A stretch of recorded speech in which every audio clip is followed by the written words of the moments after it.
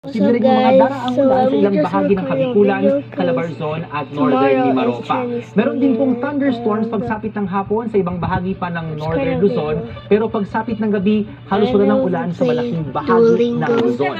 Sa Palawan, maghapong maaraw at mainit ang panahon at hanggang pagsapit ng gabi I'm in Philippines, so we're in Korea right now. Maulan sa umaga dyan po sa may Southern Leyte, Central Park Yeah, ng happy Negros at happy Marinito sa may tomorrow. Bohol. Maghapon Chinese namang New Year, mainit guys. maalinsangan sa ibang bahagi ng I'll record a video Bagamat tomorrow meron din mga 'cause daraang we have pagulan. no, At pagsapit ng gabi, meron din kilat-kilat na mga pagulan dito school. po sa Samar, So, yeah. Leyte, I'm just Cebu gonna at record a video. Negros. Sa Mindanao, uulan din sa umaga dyan po sa ilarang bahagi ng Caraga sa may Surigao Province. Sorry about the Mainit din sa malaking Tagalog bahagi ng Mindanao, pero may mga daraang English ulan sa ibang because lugar pa dyan sa I'm Caraga, just Northern listening Mindanao to at Zamboanga Peninsula. the At pagsapit ng news. gabi, maulan muli dito sa bahagi po ng Caraga region. Let's watch. Tayo naman sa Metro Manila, mainit pero I'm there in Metro Manila too. Chinese New Year. Bagamat hanggang pagsapit ng gabi ay mababa ang chance 12 p.m. ng 3 p.m. pagulan. We have a 13% chance of Kapamilya rain. niyanig ng magnitude 4.8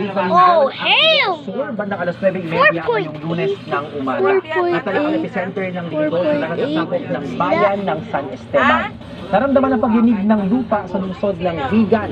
Nagsilabasan ng hotel ang mga nagsiseminar na guro sa lungsod dahil sa paggalaw ng lupa.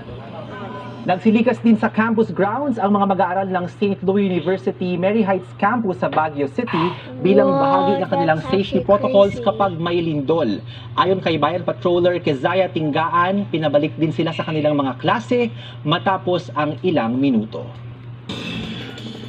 At inang update sa lagay ng panahon, ako po si Ariel Rojas, Yogi Watsay at